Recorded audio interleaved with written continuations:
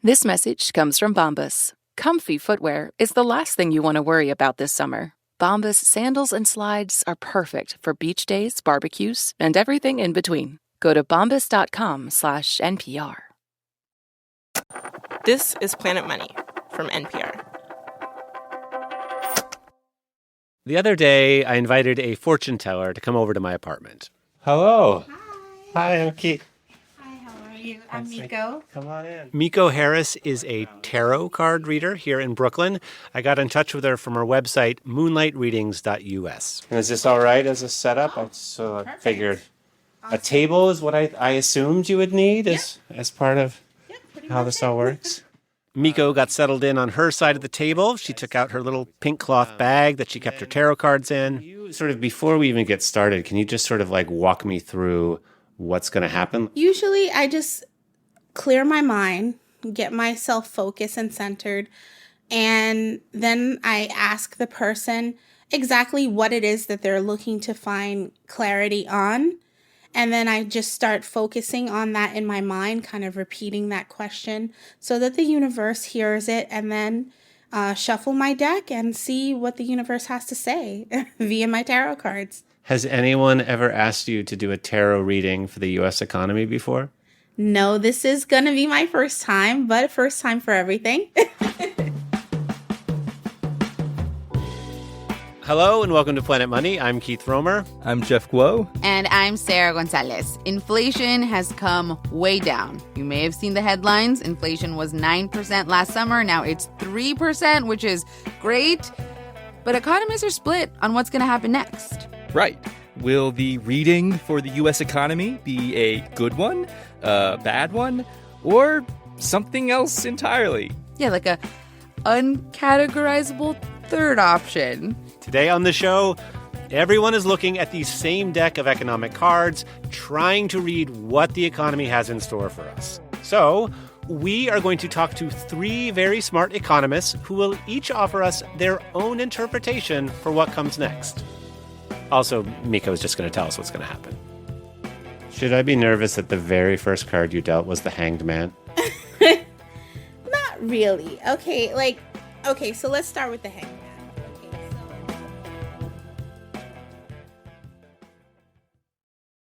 Support for this podcast and for Planet Money Summer School comes from Capital One. With no fees or minimums on checking accounts, it's no wonder the Capital One bank guy is passionate about banking with Capital One. If he were here, he wouldn't just tell you about no fees or minimums. He'd also talk about how Capital One cafes are open 7 days a week to handle your banking needs. It's pretty much all he talks about, in a good way. What's in your wallet? Terms apply. See CapitalOne.com/bank. Capital One N.A., member FDIC.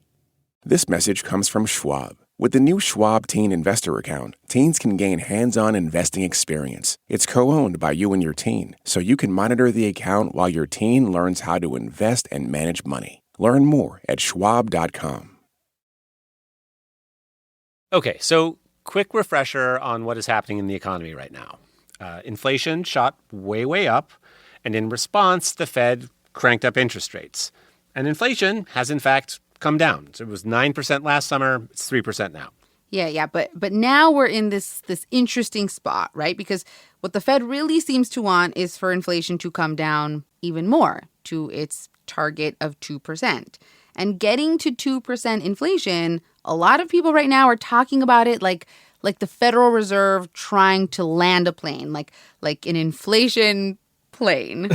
Okay, but I have always been confused by this metaphor, right? Because is the plane inflation, or does the plane represent the economy? Like, who is landing? Yeah, we can't think about it too hard, Jeff. The point is that the Fed wants to get this plane back on the ground. It wants inflation to come down, and there are a couple of ways that this could happen, right? Right. There's a scenario where the Fed could bring down inflation in a way where we don't get a big jump in unemployment or a recession. We land this inflation economy plane smoothly. Economists call this a soft landing. Or the Fed could bring down inflation in a way where unemployment does go up and there is a recession. This is a bad landing. It's bumpy. People are scared. We do not like it. It is actually called a hard landing. Okay, so Sarah and Jeff, I asked each of you to take on one of these scenarios. We're going to go ahead and get the scary one out of the way first. Sarah, you're up. Take it away. It's really not my personality to go with the scary option, but okay, here we go. Okay, so let me ask you, you are team hard landing in the hard landing, soft landing, no landing debate, or where do you fall? So I fall in the camp of a recession is coming, and a recession is most likely to be something that's associated with the unemployment rate going up. Torsten Slok is the chief economist at Apollo Global Management. But that could, in this context, be described as hard landing. And you wouldn't describe it as hard landing? Well, hard landing makes it sound like if this is 2020 or 2008, and this is not 2020, and this is not 2008.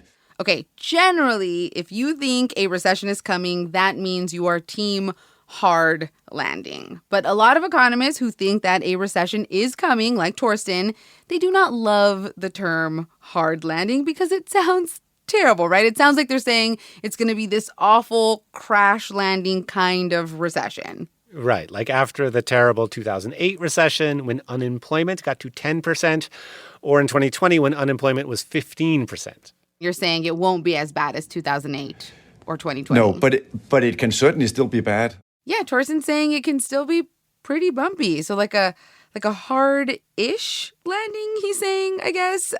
He thinks that this time around, unemployment will go up to maybe even close to 6%. He says this is what it will take to get inflation down. He says you create unemployment.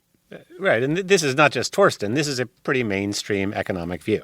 Yeah, like the textbook basically says to fight inflation, the Fed raises interest rates, which makes it more expensive to borrow money. And the thinking goes like this.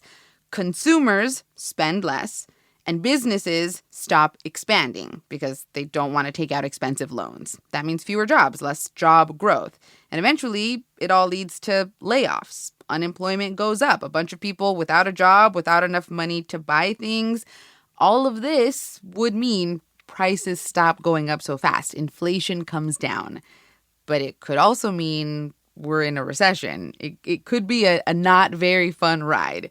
And Torsten says we are already seeing signs that a recession could be coming. We're beginning to see people fall behind on their credit card payments. We're beginning to see people fall behind on their auto loan payments. We're beginning to see companies begin to default. So the negative effects of the Fed hiking rates are already beginning to have some negative consequences for households that have more debt, for companies that have more debt. And the risk is when that process has started and has been set in motion, can we stop it in time? Or is there a risk that this has set in motion a development where we will end up with a recession? Okay, so on the consumer side, more missed credit card payments. On the corporation side, more bankruptcies. So for Torsten, these are like the economic tarot cards he's reading that are telling him that something bad is coming. Yeah, these are the cards. And the main thing actually that he's eyeing right now is jobs, and specifically slow job growth. So the labor market is doing pretty well right now, but we are not adding as many jobs as we used to. So like the month before the Fed started raising interest rates, we added like 600,000 jobs. Then it went down to 400,000 jobs added every month. And now we're around 200,000 jobs. So we're stepping down the staircase with job growth. Growth is gradually slowing.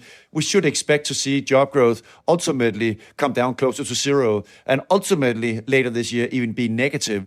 I mean, some economists, I think, would see this as a good thing, like job growth coming down little by little, like that could prove that the Fed could bring down inflation without causing a ton of unemployment. But it sounds like Torsten is reading things a little differently.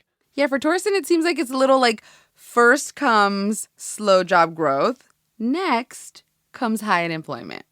The key question in this discussion is, what are the delayed effects of having raised interest rates so much? The delayed effects. A lot of academic papers try to look at this question. When the Fed raises interest rates, they say it doesn't immediately bring inflation down. There's a lag, a delay. And the delay is unpredictable. It can take 12 months to see the full effects of the interest rate hike. It could take 18 months. And if those academic papers, including papers written by the Federal Reserve themselves, they say that it takes time, My view is simply that, well, then we should respect this time lag and this delay that might be coming. And I do still think that the risk of a recession and a harder landing is more significant and more elevated. To Torsten, the fact that people are falling behind on payments now is a delayed effect of the early interest rate hikes from a year ago. And, the Fed is still raising interest rates. They just did it again last week. So Torsten's like, just imagine what the effects will be a year from now. And because of these lagged effects, the delay, if you believe in it, Torsten thinks recession in 12 months. He puts it at 60% chance of a recession. Oh, no. It might just be too late to stop it. Maybe the recession was set in motion months ago. Plus, Torsten thinks there is a chance that the Federal Reserve will continue to raise interest rates more and more because one of their mandates from Congress is to keep inflation down, and it is not as low as we like it to be.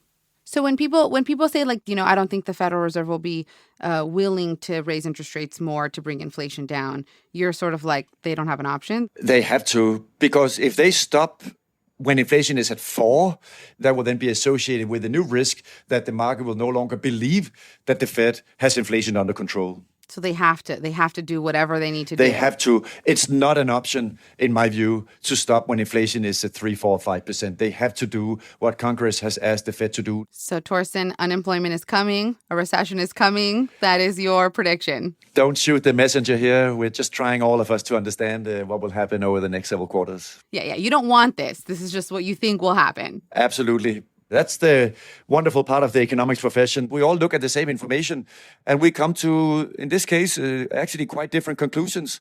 We're all reading the same tarot cards, Sarah. We're just reading them differently. It's all about how you interpret them. Yep. Thank you, Sarah. All right. Thanks, Keith.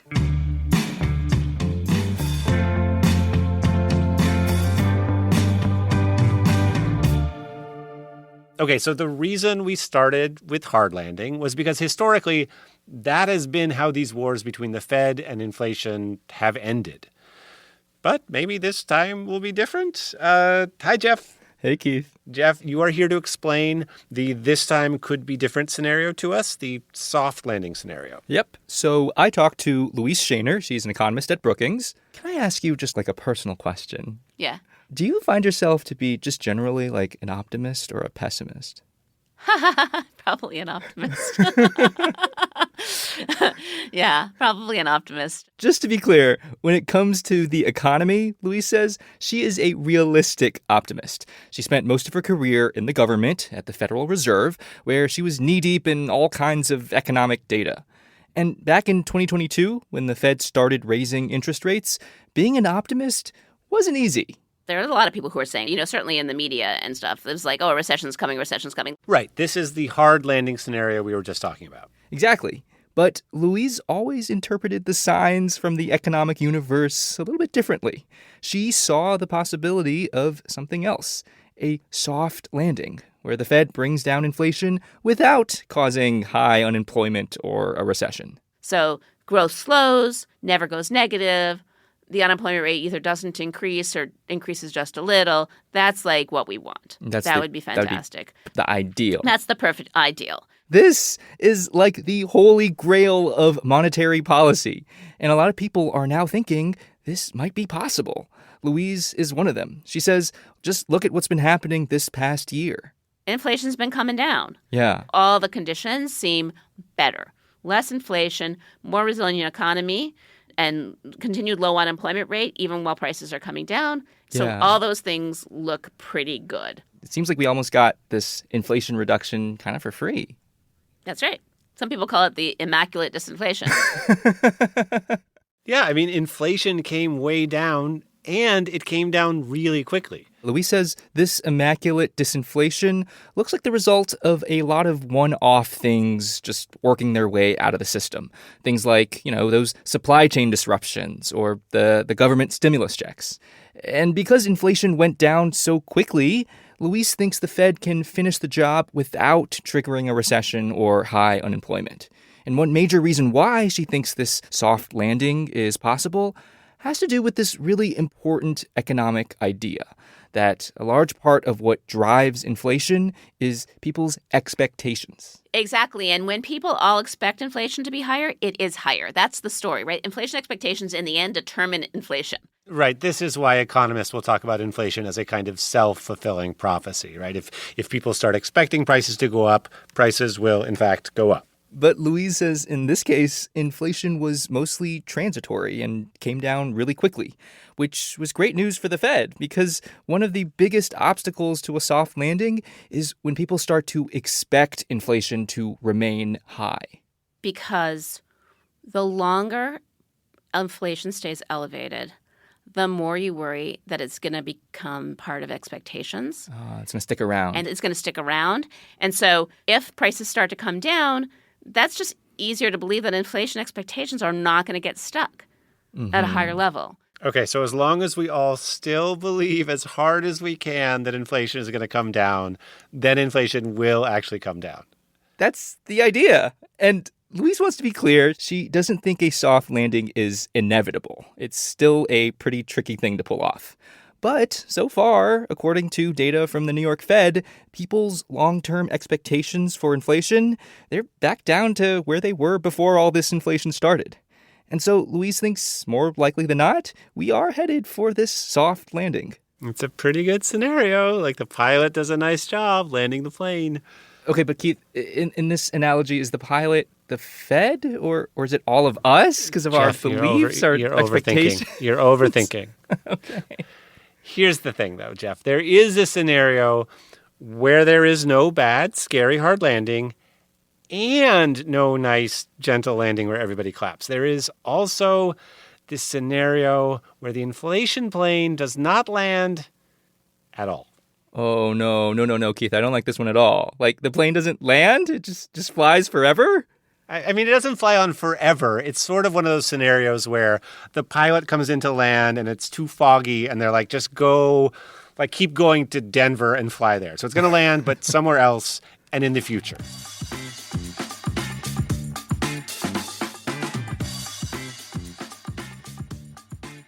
Okay, so that no landing scenario.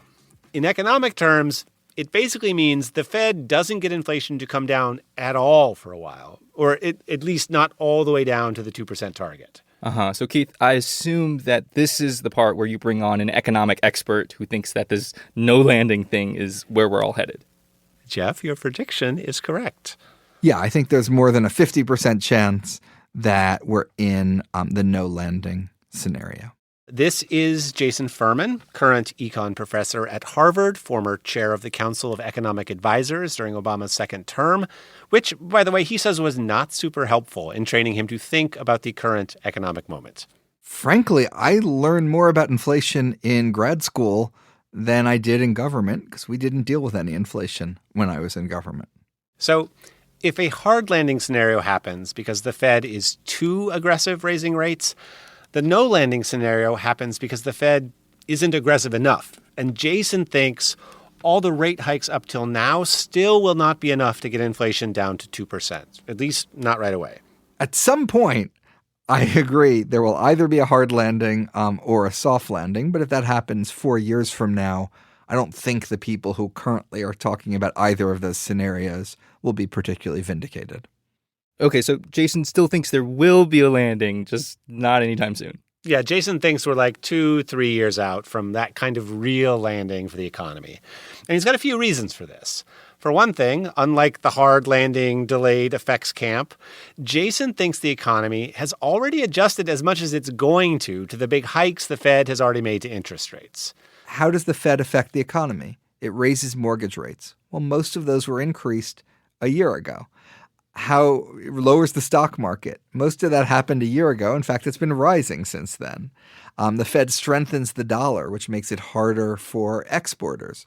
Well, guess what? The dollar strengthening was a year ago. Since then, if anything, it's weakened. So if you look at the different channels by which monetary policy affects the economy, almost all of them maxed out in, maybe even June of 2022.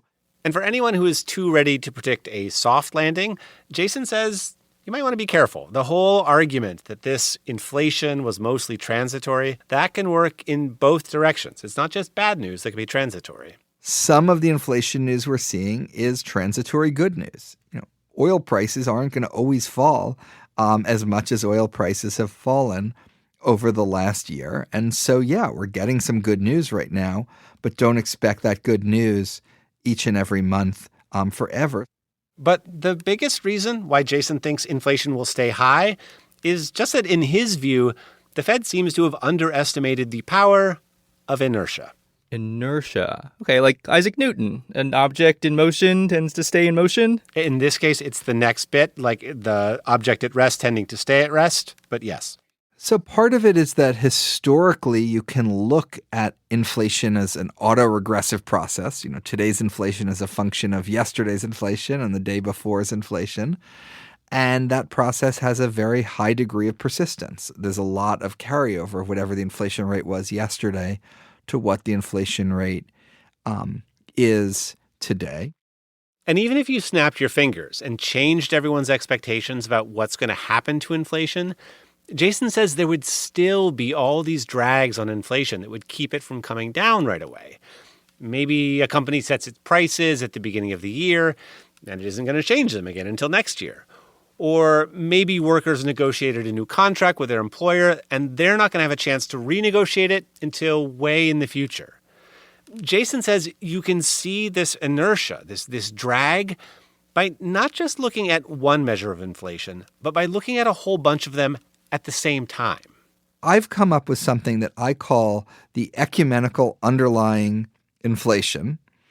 And what I do is I take 7 different ways of measuring inflation over 3 different time periods. So that's 21 numbers in total. And then I report what the median of those 21 numbers is. So I'm going to repeat back what I'm hearing, which is that the former chief economist to the president of the United States takes all the inflation numbers, lines them up, and chooses the one in the middle as the best prognosticating tool. That's the gist? I try to, yes. If I have to pick one number, that's the one number I pick. At the moment, that median measure of ecumenical underlying inflation, 3.4%, which to Furman indicates that there is not going to be a landing anytime soon. He thinks inflation is going to stay high. So this economy plane, we're just staying in the air. We're heading on to Denver. The economy is going to Denver, according to Jason Furman. Yeah. So, all right. So 3 very smart economists, 3 very different answers about what is going to happen with the economy. Okay. But Keith, I seem to remember that we have one more person to consult. We do. Miko, the tarot card reader. She's after the break. The universe will finally speak.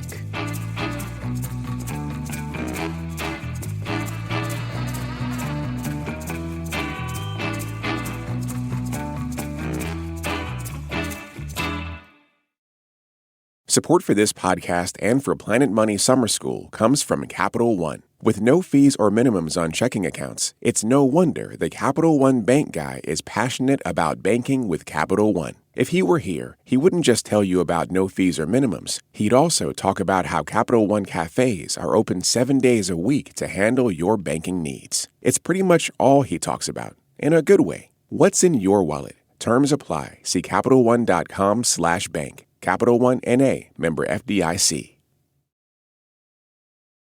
Okay, Sarah, Jeff, welcome back. Hey, Keith. I actually never left. Been here the whole time. So we asked each of our economists to come up with their own tarot card that kind of symbolizes what they think is going to happen with the economy. And our plan was to add them to Miko, the tarot card reader's deck. So I drew these myself, so apologies for the art. But so these 3 economists each came up with their own tarot card for sort of what they looked at to help them predict the economy.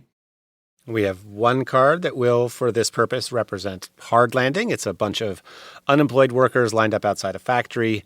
We have one for soft landing. We drew it up as a seesaw with everything perfectly in balance. And we have a card for no landing, which is all these inflation measures arranged in a circle. When I look at these cards, which is really, really cool, they actually remind me of some of the tarot cards. How so? So I would say your seesaw reminds me of the 2 of Pentacles. 2 circles with stars inside, held in balance by a woman dancing. Your job growth reminds me of the Nine of Wands. Oh, so she basically already had cards that we asked economists to design. Like, she basically already had a version of them in her deck before we even gave them to her. That is why you hire a professional. And when she dealt out her cards for our reading, the 9 of Wands, the job one, that was in there, in the midst of this whole bunch of scary cards. So the beginning part of the year is going to look like a hot mess. So the reading wasn't great. I would say look for more unemployment. Sorry, guys. There's some of you that will probably not be working the same job that you're working last year. Wow. But I think towards the end of the year, you're going to see more growth and more opportunities, more jobs, more different things opening up. It sounds kind of like, to me, or how I understand what you're saying, that things are going to get kind of bad for a little bit, but then eventually like turn around, which is in some ways like that's a hard landing. Yeah, that's kind of like where I see it. It's going to be a little bit of a hard landing because things are changing a great deal. But sometimes when you're stuck in a rut and you've been doing things for a very long time, you're scared to make a move. And that's usually when the universe gives you a hard landing and makes you do it anyway. So 4 people looked at what the cards hold for the economic future. 1 person saw a soft landing, 1 person saw no landing, and 2 people saw a hard landing. I'm just going to put it out into the universe. Soft landing. We just have to believe hard enough, right? It's already been written in the cards.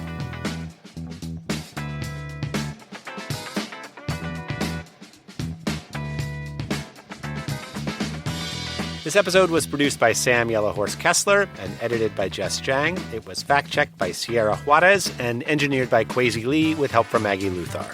Alex Goldmark is our executive producer. I'm Keith Romer. I'm Sarah Gonzalez. And I'm Jeff Guo.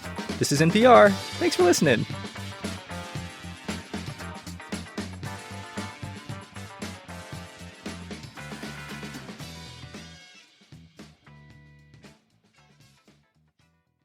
This is Ira Glass of This American Life. Do you know our show? Okay, well, either way, I'm going to tell you about it. We make stories that hopefully pull you in at the beginning with funny moments and feelings and people in surprising situations, and then you just want to find out what is going to happen and cannot stop listening. That's right. I'm talking about stories that make you miss appointments. This American Life, wherever you get your podcasts. This week on Shortwave, could your next ride to the airport be in a flying taxi? So you open up your Uber app, and you've got Uber X and Uber Pet, and now there'll be Uber Air. That reality may be only a few years away. But how is this futuristic travel possible? Find out on Shortwave, NPR Science Podcast. Listen on the NPR app or wherever you get your podcasts.